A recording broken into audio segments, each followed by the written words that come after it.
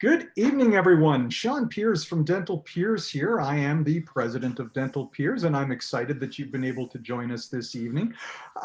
Dental Peers is the longest running continuously operating buying group for private practicing dentists in Canada. Our mission, of course, is to make sure that those of you that want to continue and enjoy the benefits and independence of private practice are able to do so, but at the same time, you get the benefits of being able to be part of something a little bit larger. We can provide some added value in terms of fantastic speakers like we're going to be able to bring to you to this evening, as well as value in terms of some of the supplies and services we can provide. So I'm just going to go over the typical housekeeping measures we always do on these webinars. Starting off with, of course, everyone's doing a great job coming on and your speakers are all on mute, your cameras are turned off. That makes things flow a lot better from the standpoint of how we move through things. So I certainly appreciate that. If you can make sure you keep that up, that will be helpful for us. But of course, our guest, Dr. Paul Homoly, and I have already been chatting, and he's very open to any questions you may have. So you all know where that chat function is at the bottom of your toolbars. By all means, at any point in time, put down some questions, and Dr. Homoly will be more than happy to be able to answer and discuss those issues you happen to raise. I am recording this session, so the recording will be made available. I'll add a link to you after once it becomes available to me. So without further ado, I've got the incredible honor, as a matter of fact, to be able to introduce an absolute luminary in the world of public speaking and coaching speakers and coaching communication to dentists, Dr. Paul Homoly. Now, as I said, he is a leading voice in the world of speaking on case acceptance for complete dentistry, practice development, and he has a real focus on developing influential communications that help dentists do the dentistry they love and make sure that they are fairly and abundantly compensated in the process. Now, Paul comes by his skills from a couple of different avenues. He definitely learned through the School of Hard Knocks because he practiced reconstructive dentistry for 20 years. And he's also, for 3 decades, worked to enable members of the dental profession to help experience the awards they've earned and deserve. He is a firm believer that when the dentists are thriving, patients are better served, team members are more engaged with their work, and the profession of dentistry is protected and advanced, and in fact, it thrives. Now, on top of his education from the School of Hard Knocks, Paul has gone over and above with working on honing his skills because he's actually earned the highest designation in the world of professional speaking from the National Speakers Association. He is a certified speaking professional, which is a title that only 15% of the professional speakers of the world hold. And in fact, Paul was the first dentist in the world to earn that designation. That's right. That is right. That is something, I have to say. And on top of all those things that he does in terms of coaching dentists that way, he also coaches other speakers, coaches, and consultants. And you're thinking, well, why would Paul want to coach the competition? But it's because he takes a step back and he sees it as something that benefits dentistry as a whole, to be able to hone the skills of his colleagues so that they can deliver a better quality of service to the dental profession and advance dentistry that way. He's the type of person that I can tell you on a personal note, any conversation I've ever had with Paul has started and ended with the same question: what can I do for you? Doesn't matter how much of a great service he's already provided, he is still looking to be able to step it up and provide even more. All you have to do is ask. That's the type of character and integrity that we're dealing with. So we are definitely humbled and honored to be joined by him this evening. Paul, welcome from sunny, warm Arizona. All right. Yes, it was sunny and warm. And as you said, Sean, I like to start these webinars with, what can I do for you? And the you now really is related to the people that we have on the line. So why don't we do this? If you could go in your chat box, and if there could be one question, one issue that I can address for you tonight, go ahead and put it in the chat box. We'll take a few minutes to do that right now, but I want you to think about what is it that you would really like to learn. about, and the topic is going to be treatment acceptance for complete care, treatment acceptance for complex care, the overall new patient experience. And Sean, while they're getting their questions ready, and I'd like for everybody to participate with this, that way it will be more of an engaging webinar. Sean, what do you think would be some of the questions that our attendees would like to have answered tonight? Well, we've got a bit of a mix. We've got some younger dentists, in fact, even some students sometimes that wind up joining us. So they're always so focused, obviously, on the clinical skills. And the thought of how do I even approach and talk money is always first. Money conversation. In their mind. Okay. Yeah, that is something when I talk to them, they don't even know where to begin. All right. Well, let's do the survey right now. How many of you would like for me to talk about money? How to talk to patients about high fee dentistry? If that's something you'd like, go ahead. Chat in or yes. Here we go. Peter Berry. Peter Berry says, "How do you feel COVID has impacted our profession and evolving communication requirements?" I'll be glad to talk about that. Absolutely, yes. COVID has been. Has really kind of altered the course of a couple things. Anything else, guys, that you'd like to hear? Okay, so Sean, you said dentists like to, maybe we talk a little bit about money. What else? Anything else that you believe that the dentist would like to hear tonight? Well, it's sometimes I think just recognizing how to provide value. And sometimes it's that idea I find that dentists, they see so much. Sometimes they'll have a patient that they can identify so many problems, and it can actually be scary from the standpoint of the patient to hear everything. Right, a little overwhelming, no question about that. It's overwhelming. So it's recognizing how much is too much. When do I stop? How do I, if I know there might be more that need, how do I deal with the most immediate needs, but still prepare them for something that might be coming in the future?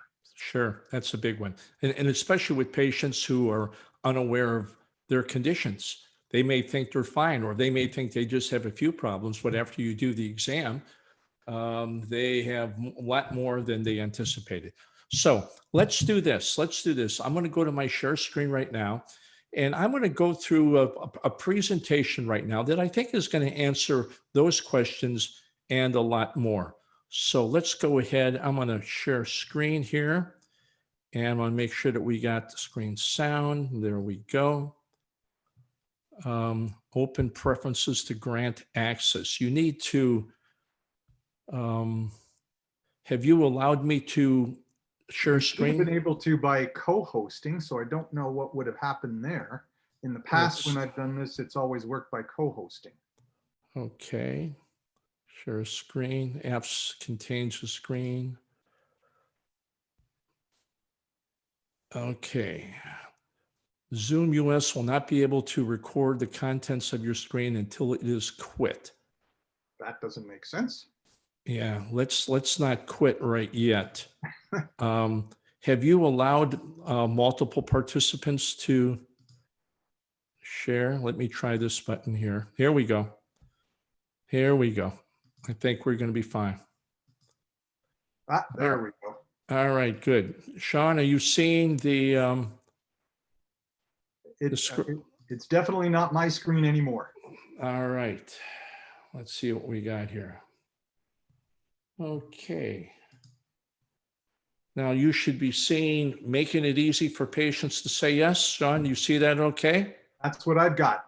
All right. Well, good. We're cooking now. All right. So tonight I want to talk about how do you make it easy for patients to say yes. You notice I'm not saying how to get every patient to say yes. I'm not talking about how to sell dentistry. What I'm talking about here is how do you make it easy? It is what can you do to influence patients to advance in the direction of their best interest?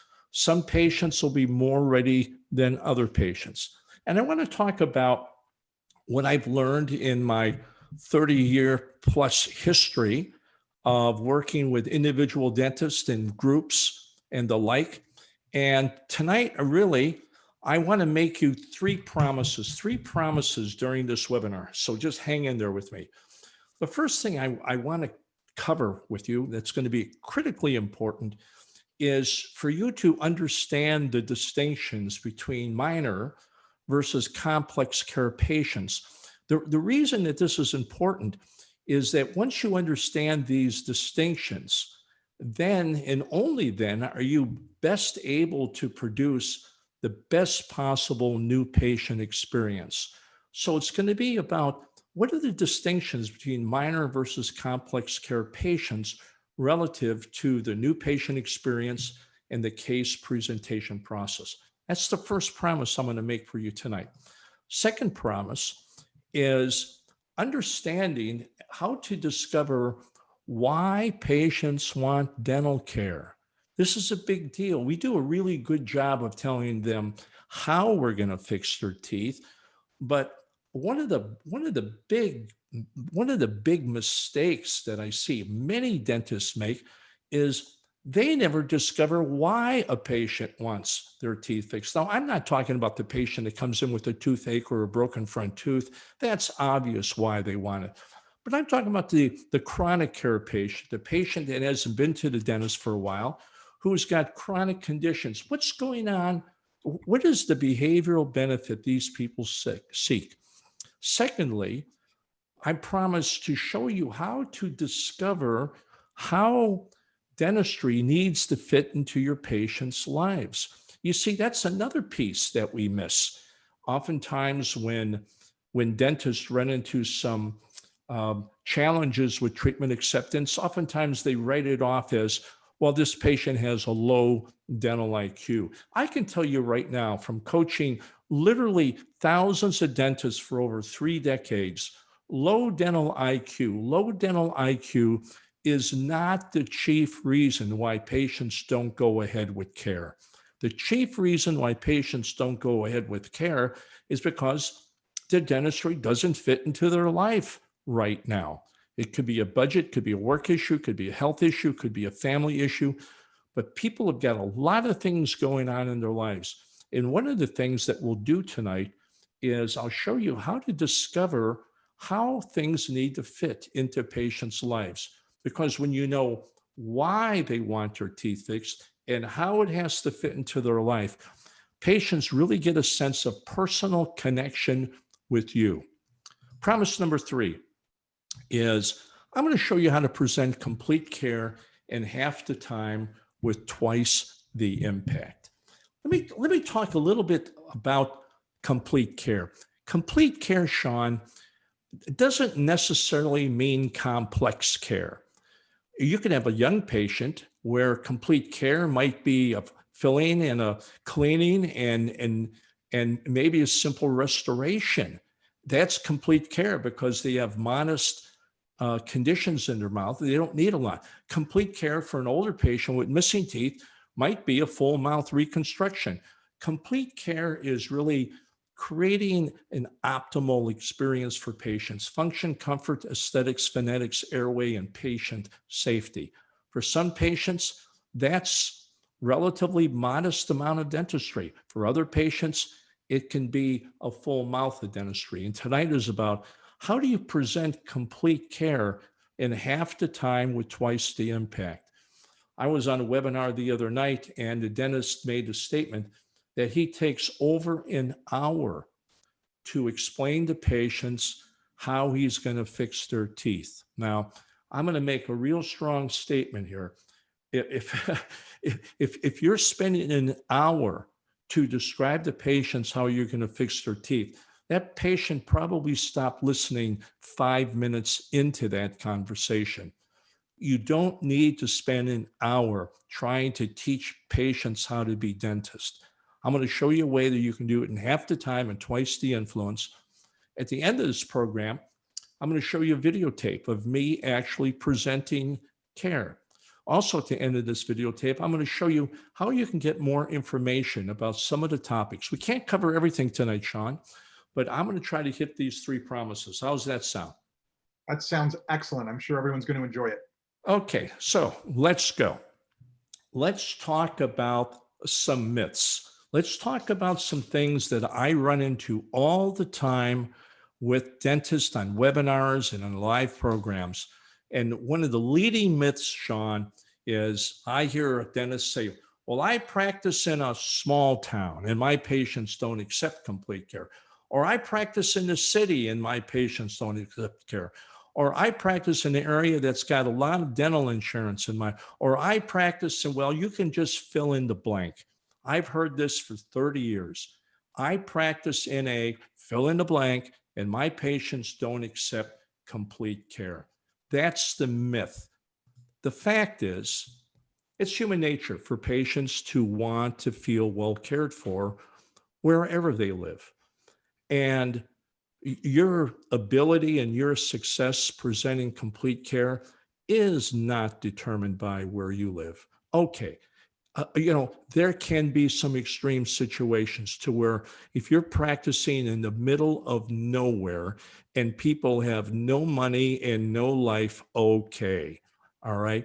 But for the most part, small town dentists, small town, and this is what I hear a lot. I practice in a small town. Small town dentists can do extremely well presenting complete care. Here's a good example. This is Dr. John Fish. John Fish was my second associate in my practice. I'm talking about, I go back to 1998, 1999. John Fish was a recent graduate from University of North Carolina. He was looking for an associateship. He came to my practice. At the time, Sean, I was practicing in a little town called Hildebrand, North Carolina.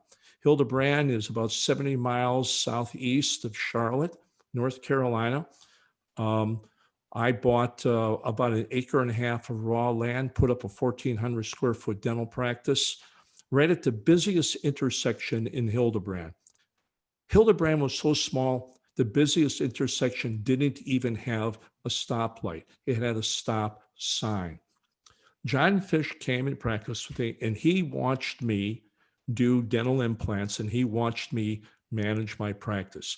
Hildebrand, North Carolina was my first practice coming out of the Navy.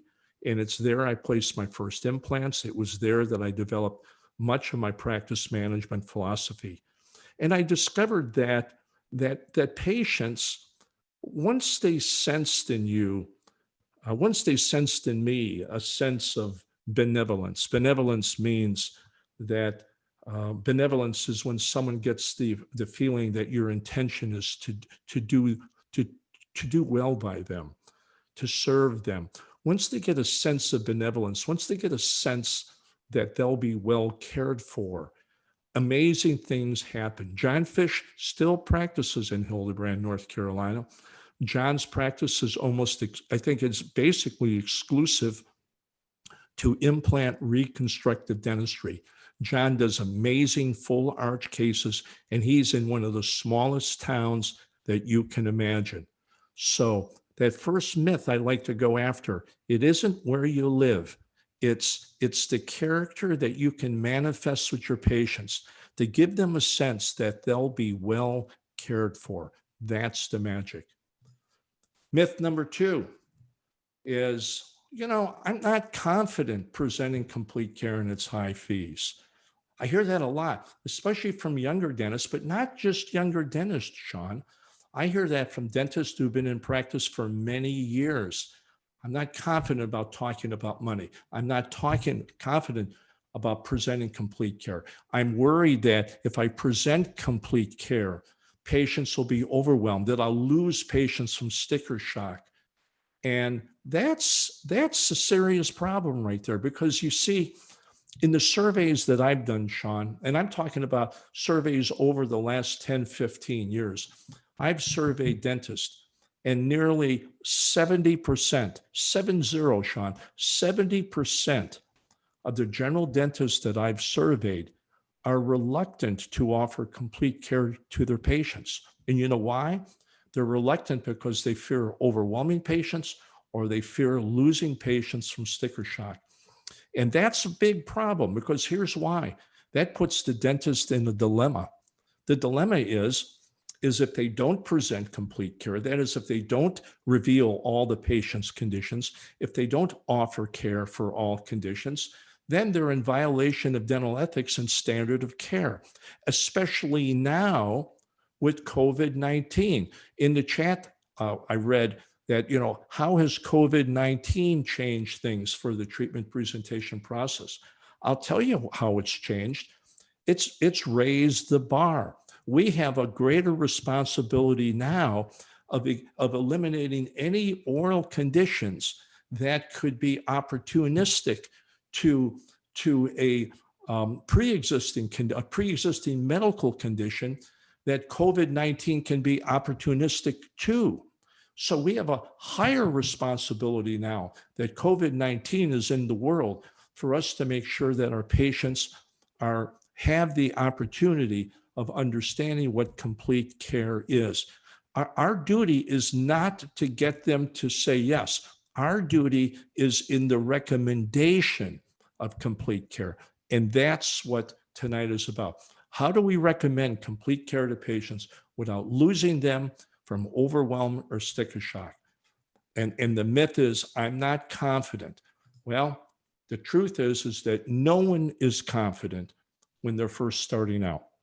Again, you could be a new dentist, you're just starting out, or you could be a more experienced dentist who now is offering more complex care dentistry, aligner orthodontics, implant dentistry, cosmetic dentistry.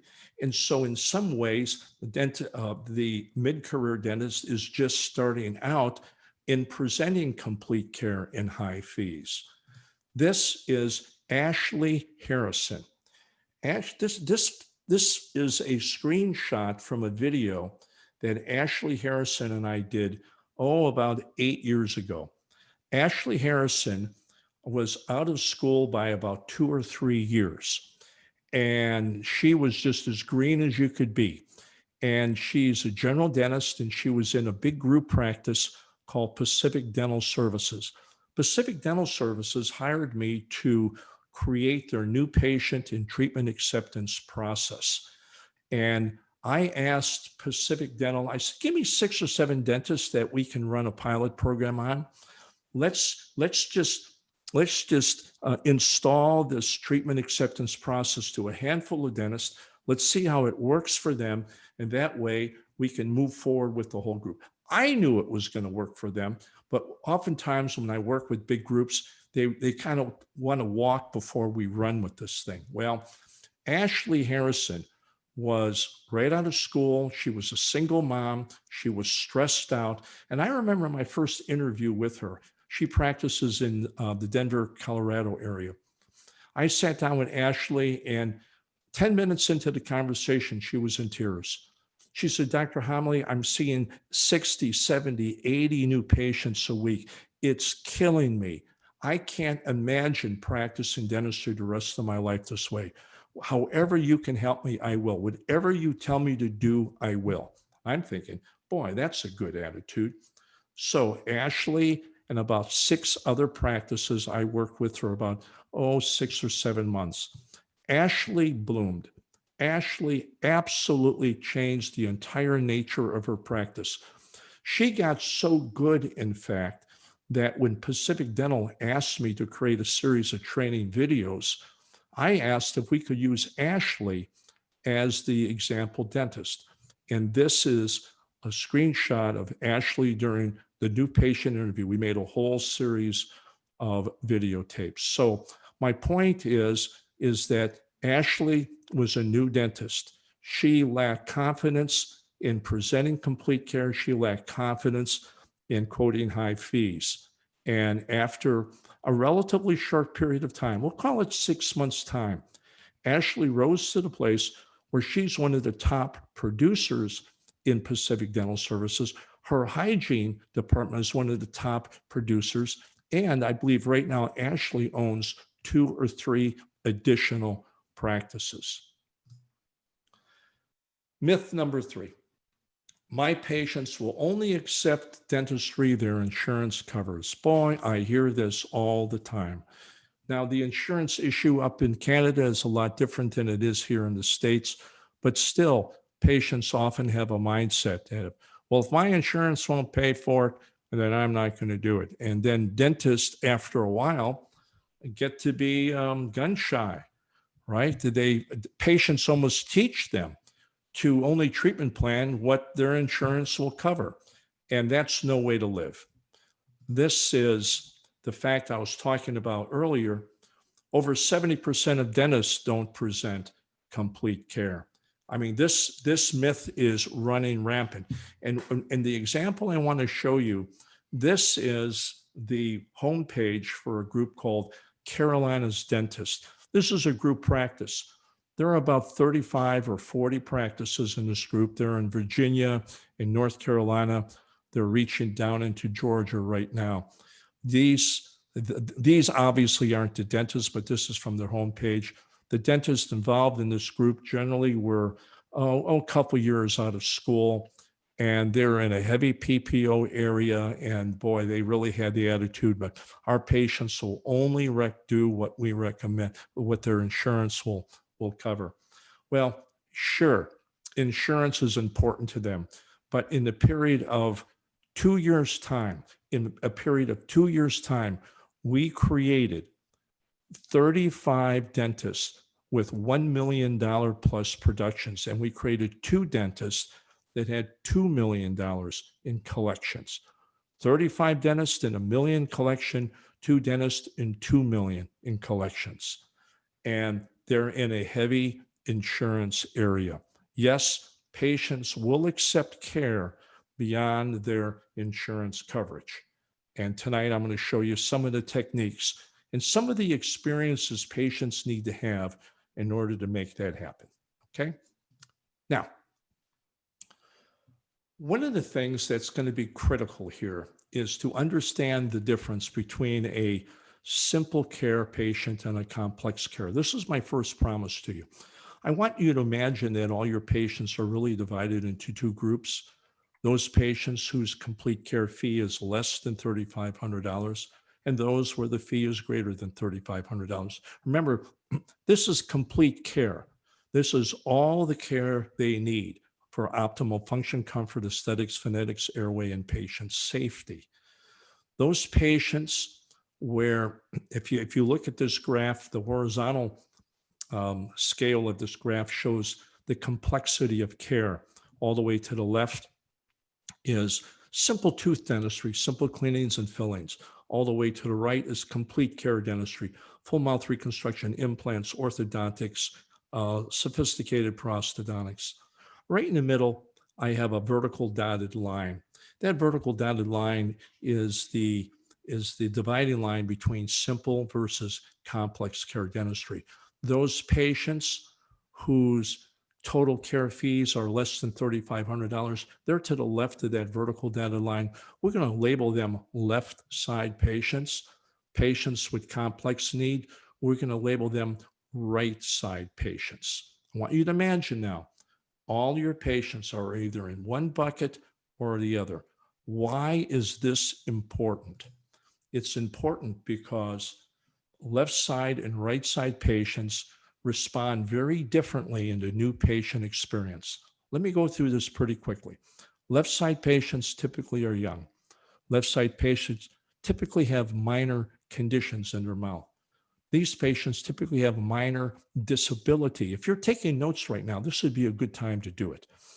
A disability is it's how the condition hinders the patient's lifestyle. It's how it gets in the way. It's the emotional component of the condition.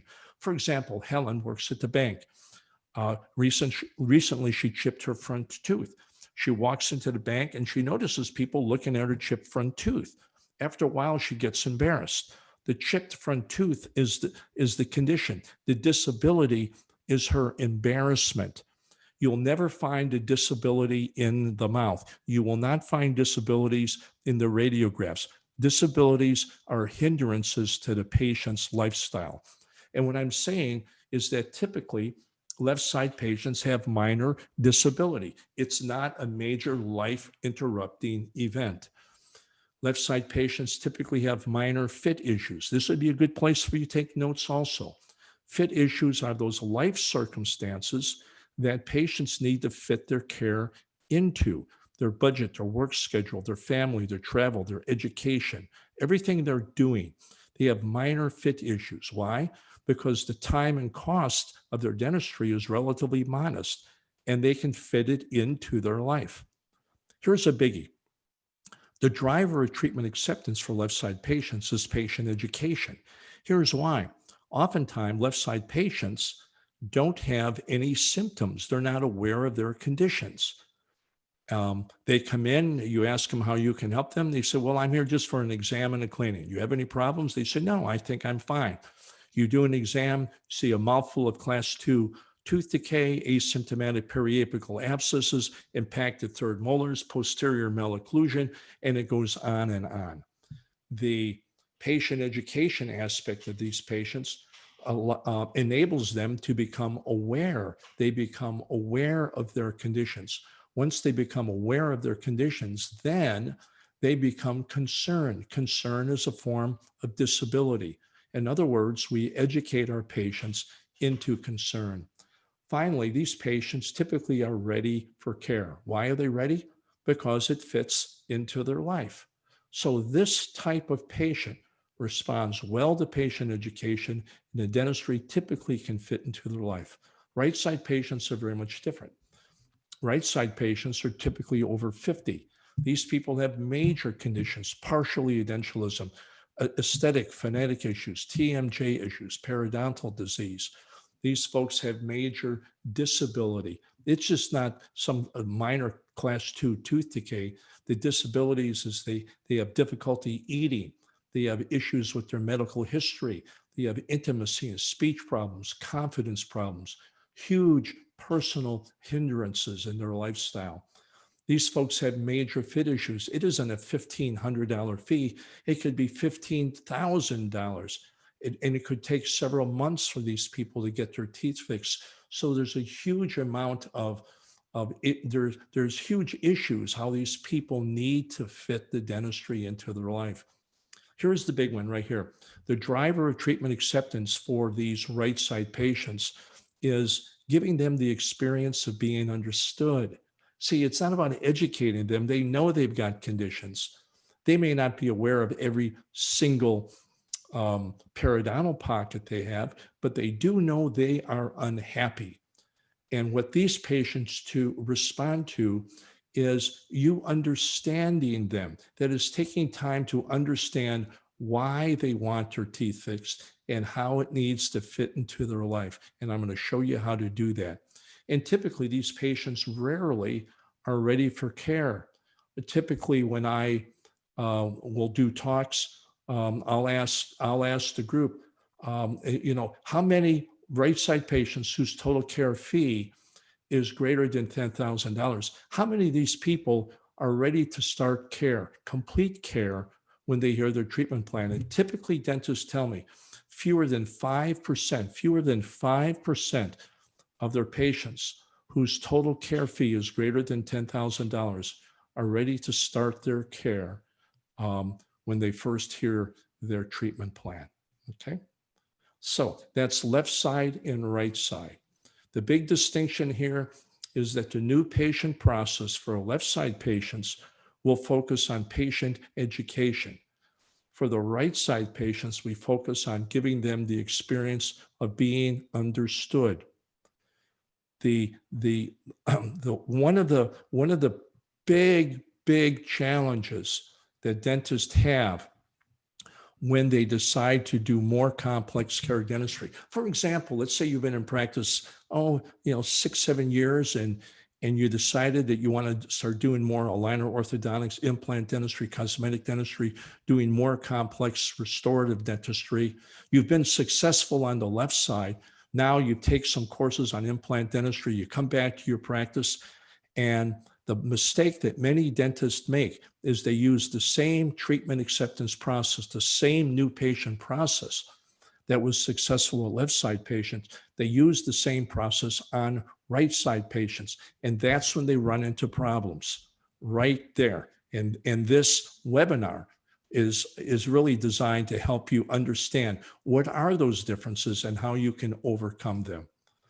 Typically, left side patients, you're treating acute conditions. You're treating toothaches, broken teeth, um, fillings, cleanings, those types of things. On right side patients, typically you're dealing with more chronic conditions. Now, I want to talk about the difference between acute and chronic conditions relative to the treatment acceptance process. Let's look at a chronic care right side patient. This is going to be an incredible advantage for you to listen to what I'm going to say right now. When a right side patient, when an older patient comes into your practice and they have chronic conditions and they've been away from the dentist for a while, you may learn that in the new patient interview. You may learn, they may say, well, doc, it's been a while and I know I should be coming in, but I had some issues, and you go on and on. One of the things that I would really recommend that you ask these patients is ask what I call the why now question, right? The patient says, it's been a while. Let's say this patient's name is Helen. She says, it's been a while since I've been in and I really need to take care of my teeth. I said, well, Helen, I'm glad you're in. Well, tell me what brings you here today? Why now, Helen? What's going on now that in your life that makes dental health important to you? Okay, did everybody hear that? What's going on now in your life that makes dental health important for you? Okay. And that question typically reveals one of two things. One of the things it will reveal will be a change in their fit issues. Remember fit issues? Remember I said fit issues are those life circumstances that patients have that they need to fit their dentistry into. The fit issues can be their budgets. It can be their family issues. It can be work issues. It's all those things that are going on in patients' lives. There can be a change in fit issue. Maybe Helen's wanted to get her teeth fixed for years, but she's had kids and she changed jobs and maybe there was some challenges in her relationship and it's always been something. But finally, things kind of settled down for her. She's always wanted to get something done. Now she's got the time, she's got the income. So she's had a change in her life circumstance that makes dental care possible. That's going to be one of the first things, one of the most common things that you'll hear from patients with chronic conditions. When you ask them, why now? What's going on now that makes dental care important? The second thing you'll learn, or the second thing you'll hear, is an important upcoming life event. Well, Helen, it's been a while since you've been to the dentist. Why now? What's going on now that makes dental health important for you? Oh, well, my daughter's getting married, and then she goes off on the daughter getting married, or maybe they're going on a second honeymoon and she and her husband are all excited. And, she's got these old composite fillings in her front teeth and she's wanting to have them fixed for a while. And now that they're going on the second honeymoon, it really gives her an excuse to go ahead with care. The reason that we want to ask these questions is because it gives us an idea of why patients want their teeth fixed. Okay. It gives us the whole picture of why they're there. And that is a huge deal. You see, once we understand why patients want their dental care now, is it gives us what I call the behavioral benefit. And I will link that behavioral benefit in when I actually present her care. So in Helen's case, I've done the exam. I've talked to her about her life circumstances. And that's going to be an important thing too, is that when I present complex care, I'm going to want to kind of combine in those treatment recommendations. I want to combine the behavioral benefit that she's seeking along with those life circumstances that's enabling her to get her teeth fixed. And here's why I'm doing this. I'm doing it because it personally connects me to the patient.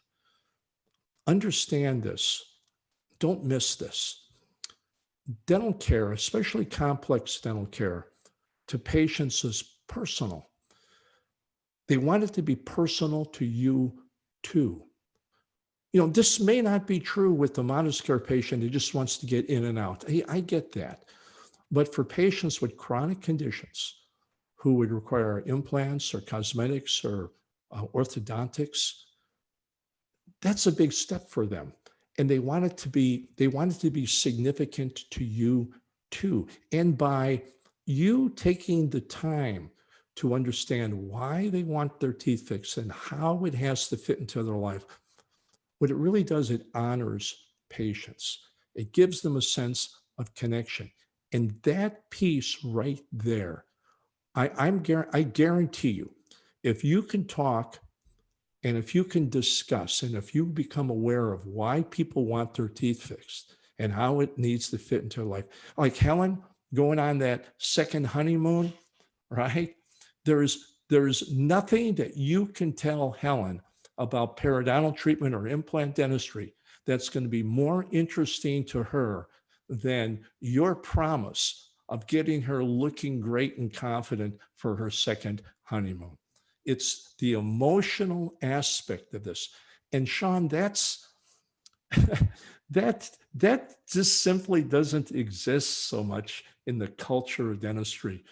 When we went through dental school or continuing education, I mean, what have we heard? What have we heard? How to present care. Educate, educate, educate, right, Sean? I mean, what have we heard? Everything was clinical. Everything is clinical. Here's how we're going to fix your teeth. We're going to start with the perio, and then we're going to do this, and then we're going to do that. And I'm not saying not to educate your patients. What I'm saying is that patient education is overrated as a factor of influence for those complex care patients. And we're going to educate our patients, but the education process really is concerned. It concerns more consent issues, consent on here are your conditions, consent on here's how to prevent conditions from occurring, consent based on the medical legal aspects of treatment options and benefits and risks. That's really the realm of patient education. But education is not the same as influence. And boy, if there's any big drum roll, I'd be doing it right now. That's a big thing. That's a big thing. I think the path that you're going on definitely encourages the education, but gives it more flexibility to meet the actual needs and motivations of the patient at that time. Absolutely, at that time. That's the key phrase right there. And you won't discover why patients want their teeth fixed from x-rays or scans or study models or facials or photographs. And yet that's where the huge emphasis is always placed on and discussions about treatment acceptance. I sat in on a webinar the other night on the iTero scanner. I'm curious, in the chat box, how many of you have got scanners? Not necessarily iTero scanners, but have intraoral scanners. Let's see it in the chat box. You guys got scanners? Scott Bridges, I see. How can your first conversation with patient determine where they are in the readiness for care? Oh yeah, readiness for care, Scott. I'll talk about that. Okay, thanks for that. Scanners. Okay, everybody's a little, no scanner. Francois, no scanner. Scott, you got one. Good. Absolutely. Scott, have you found the scanner to be a big help with communicating with patients? How's that scanner helped you out? Good? I feel like the scanner is not the primary thing that helps me convince people to accept comprehensive care. It is an adjunct. It does offer a level of technology and a little kind of a wow factor. I do see that the intraoral camera is a great help because I can talk. Oh yeah. I can ask the patient. I don't tell the patient what I see. I ask the patient what they see. That's good. That's good. What do you see in this picture? What do you see? God. Yeah. I don't know, but it looks horrible. Patients freak out when they see close-ups of their own teeth, don't they? Thanks for that, Scott. Hey, here's what I'd like to do. Here's what I'd like to do. I want to play a short video for you, and I'm going to show you how I present care, combining knowing the patient's chief behavioral benefit and chief fit issue. This patient's name is Christine. I determined in the new patient interview that when I asked the why now question, her daughter was getting married. It's a big deal. I also talked to her about her husband and what's going on in her life, and they're remodeling their basement. They're talking about making a trip to Spain and that sort of thing. Christine's condition, she's got 2 discolored front teeth with central incisors. Both teeth are non-vital. She's got a broken filling on her lower left side. She's got a missing tooth on her lower left side. Listen to how I combine what I've learned about her benefit issues, her fit issues, and I put it all into one piece. Okay, here we go. I'm going to go back to share screen, and we're going to, okay, optimize screen share for video. Okay, let me see multiple participants. I hope we don't have another issue with this. Yes, we do. Oh, you're coming up. We're good to go.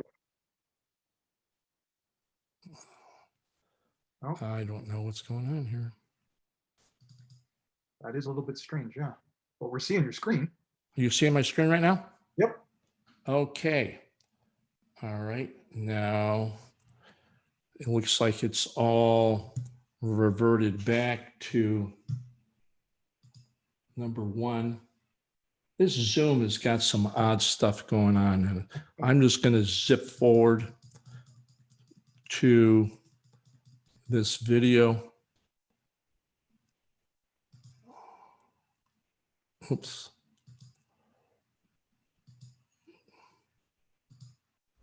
Christine, I sat down and I took a little time to put together your plan. I've looked at your X. Sean, can you hear the audio? Yep, came across perfectly. All right, so here's Christine. Here's me.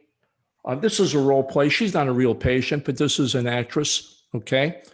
And you'll see during this is the case presentation. I call it the case conversation. You'll see different captions in the video that talk about the different aspects. I can't cover everything about this video, but what I want you to listen for is how I acknowledge her behavioral benefits and her fit issues as we go forward. Oh, I'm hitting the wrong buttons here. Yeah. Christine, I sat down and I took a little time to put together your plan. I've looked at your x-rays, I looked at your photographs, and let me start by telling you that I really understand why you're here. You want to look great for your daughter's wedding. What could be more important than that? Thanks. I also know that you're a little worried about that hot and cold sensitivity on the tooth on your lower left side. You mentioned that, boy, you got a lot going on right now. You've got the wedding, you're thinking about remodeling your basement. Did I miss anything there? Yes, after all of this, then we want to go to Spain. My husband's brother has a place in Spain. He does. We've never been to Europe, and we're so excited. So we wanted to get through everything with the wedding, and then probably just a couple weeks later, we want to go to Spain. Oh, my wife and I were thinking about going to Portugal, of all places. She just, in the middle of the day, she says, we should visit Portugal. And she's shown me pictures in magazines about men serving fresh fish and drinking wine. I figured that's for me. Yes, yes, and that's right next to Spain. So Yeah. who knows, maybe we'll pop over there too. Pop over there. If you need a dentist, I'll be there. Outstanding. Well, let's do this. Let's talk about your individual teeth then. You know, in light of all that, I want to introduce you to our patient advocate. This is Joy. Joy, this is Christine. Hi, Joy. Nice to meet you. I think you two might have met each other or have crossed paths up at the front desk. Yes, I've seen her. How can you miss her? She's so beautiful. Yeah, she's beautiful, isn't she? Yeah, just a quick note here. Many dentists would call Joy their patient treatment coordinator. I prefer the phrase patient advocate. It really communicates value to the patient.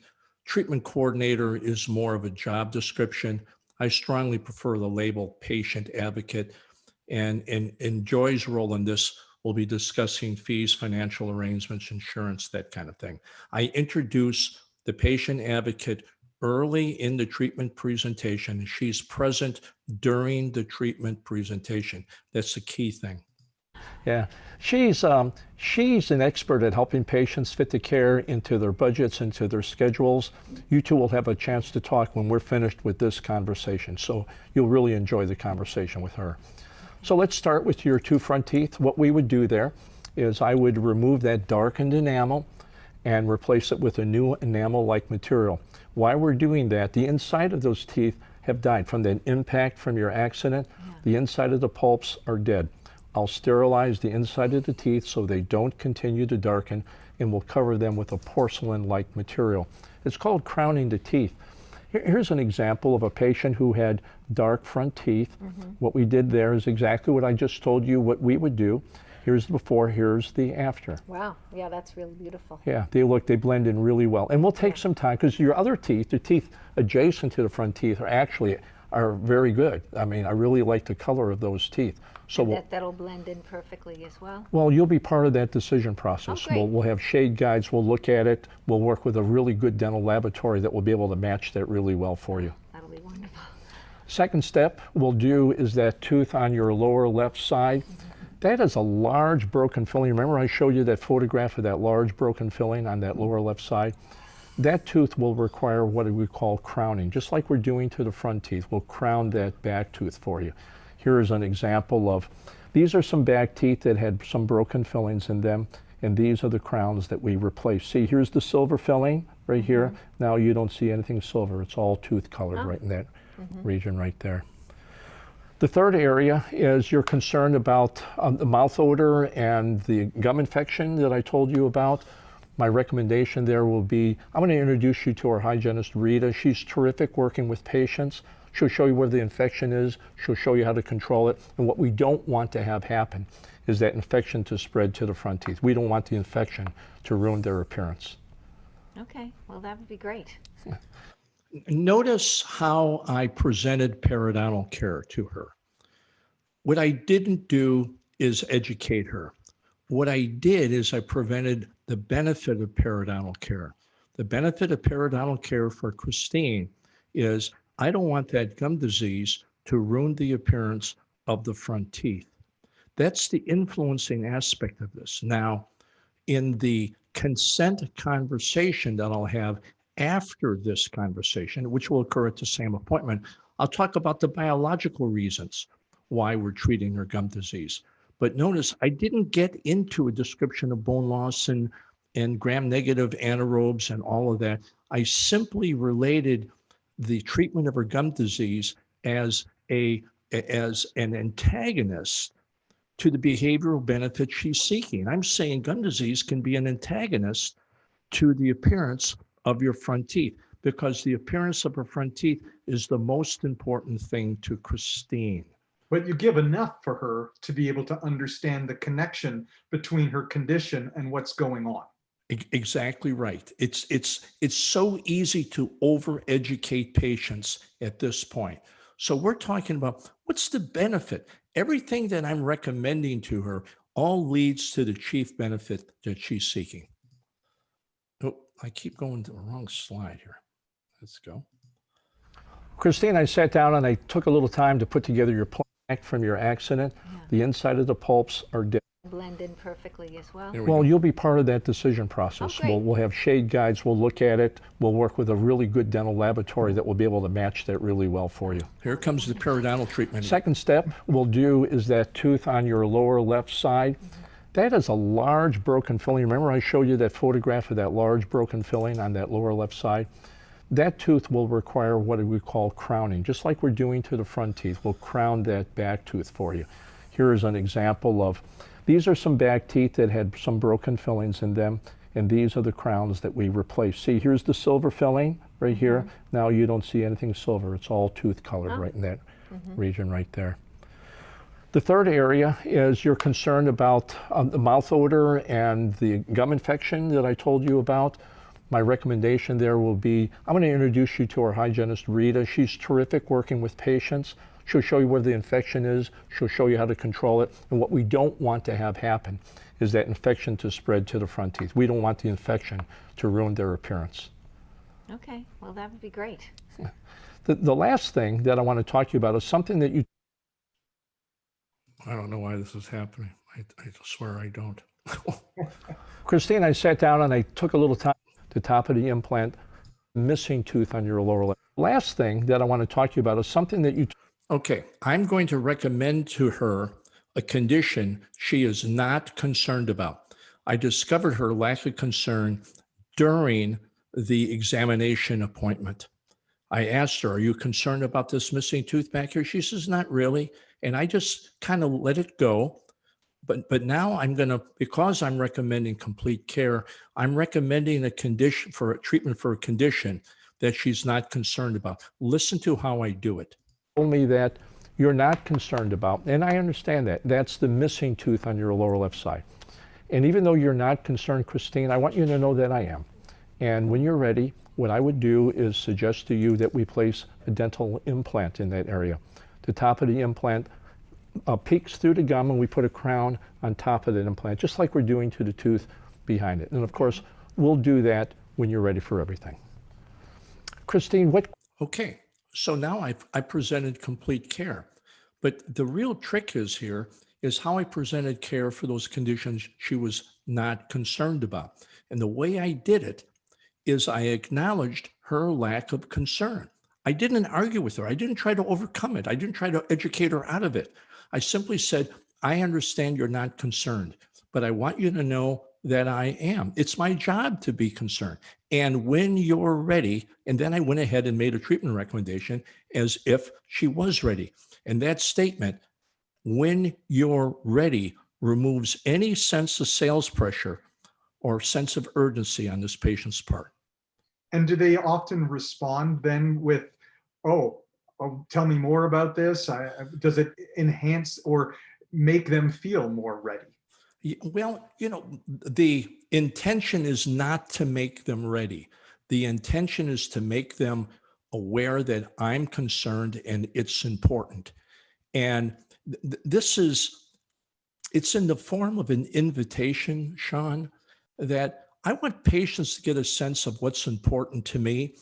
Understand, a big part of the influence here is personal. I personally connected with this patient. You see, you're only seeing the last video. This is a group of 3 videos I do on the new patient interview, the post-exam discussion, and this is the case. This is the case presentation. So yes, at times patients may say, "Well, tell me more about that," but that's not the intention. The intention is to present complete care in a way that doesn't overwhelm patients. And for those conditions they're not concerned about, I want them to know that I am concerned, and when they're ready, I'll be here. Okay? Questions, what comments did you have for me? Well, the big thing is, how much will this cost? Oh, that's always the big thing, isn't it? Yeah. Christine, your total care fee, including replacing the missing tooth, is $11,000. It's in that range. Okay. And the reason that I quote the entire fee for you is I want you to have an understanding of what your complete care needs are. Now, you said you're not interested in replacing that now. The fee for crowning the 2 front teeth, sterilizing the inside of the pulps, crowning that lower left tooth, and the gum therapy is in the $8,000 range. Typically speaking, it will be about 2 months from start to finish with maybe 4 or 5 appointments.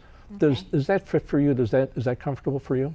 Yes, I think so, because I need to get it in before the wedding. So, right. And wedding's coming up when? Yeah, that's in 3 months. 3 months. Okay, so we would need to accommodate that schedule. So let's do this. Joy, you heard she's really interested. She wants to be gorgeous for her daughter's wedding. What woman wouldn't want that, right? She also has some discomfort on her lower left side. She got a lot going on. She's got the trip to Spain. That's a new thing, right? She's got the wedding coming up. She's got some business travel, so we would need to kind of work with that schedule. She's really good at that. When you two are done talking, Christine, I'll come back in here and we'll have a short conversation. And during that conversation, I'll give you a sense of the sequence of treatment and consent issues. It will be an easy conversation for you. All right, wonderful. See, it's during that consent conversation that I get into the patient education aspect of care. But you see, by the time I get to that, she's already discussed with Joy her appointments, financial arrangements, and everything. So Christine is now committed to care. And that's when I educate her, is after she's committed to care. Saves a lot of time. So I did have a question with respect to that. Do you customarily then recommend that the patient care advocate be part of that meeting as you've done in this video? Because a lot of the times I'm seeing dentists where they'll simply say when the patient has some different questions, you know, oh, you can take that up with usually they'll call them the treatment coordinator. And everything is kind of pushed to that meeting as opposed to anyone kind of sitting down where the dentist and the patient care advocate and the patient are all in the same room at the same time. Yeah. I struggled with that for years. Patients would say, well, doc, how much will all this cost? And pew, that was it. That was my cue to get out of the room as fast as possible. And I would say this, Sean, I think for modest care cases where it's a couple hundred or maybe just a few thousand, fine. Then patient advocates can handle that really well. But understand, let me get back to my earlier statement. Complex care is personal to patients. They want it to be personal to you too. And you notice during that video that when she asked me that fee, I went right into it. There was no disconnect. Well, I'm going to let you sit down and talk with Joy, and then I disappear. I did not want to lose the emotional momentum. Now, I'm not the one to set financial arrangements or talk about insurance or appointments or anything on that. I just want to get to the point where I've completed the presentation to where she knows, I know why she wants it. I know how it's got to fit into her life. And she knows generally what I'm going to do and generally the cost estimates. And it's that process. That video was 6 minutes long, and I took some time to kind of explain things. And it's a relatively short presentation if you focus on behavioral benefit and why people want to get their teeth fixed. I'm looking at the chat section here. Let's see.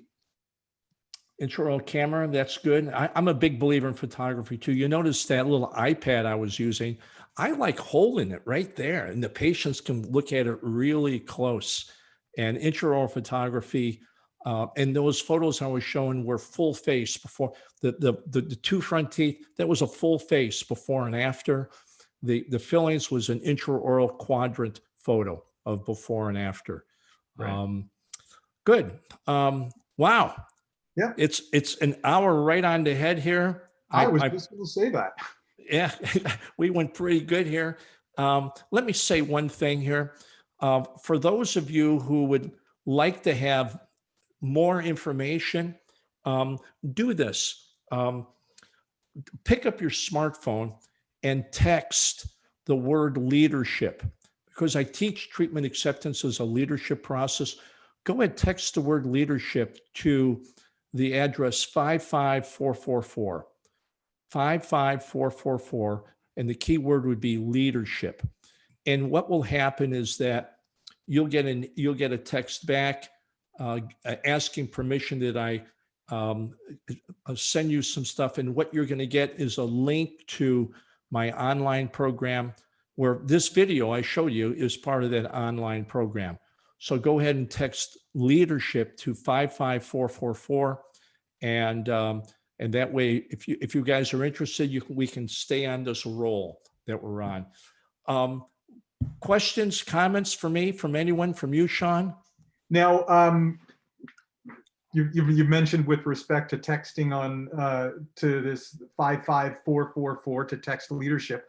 Is there any other way that anyone might be able to get a hold of you, or maybe find out more about Homoly Communications, a website that we can share with people? We know that you're the author of some great books as well. Maybe there's something that you can recommend with respect to some of those features as well. Well, I'm glad you bring that up. It just struck me. I don't think that texting will work because you guys are in Canada. Okay. I've forgotten about the internet. So sorry about that. Here's the deal. Go to my website. It's my name, paulhomoly.com, www.paulhomoly.com, and navigate around case acceptance coaching. And you'll see my program there, making it easy for patients to say yes. Okay. It's paulhomoly.com, PAULHOMOLY. And, Sean, this does not have to be the last webinar we do together. We've got some pretty good retention here. People kind of hung in there. And next time, maybe we, bring in some patients. Scott, you've been hanging in there through this whole thing. It might be interesting for Scott or Julie or Eileen. Bring a record. Let's talk about a patient, and we'll talk about maybe what challenges you're having, and I can give you some suggestions on how I would handle it. I don't have all the answers, but I do know I do have quite a few of them because I've been around for a long time.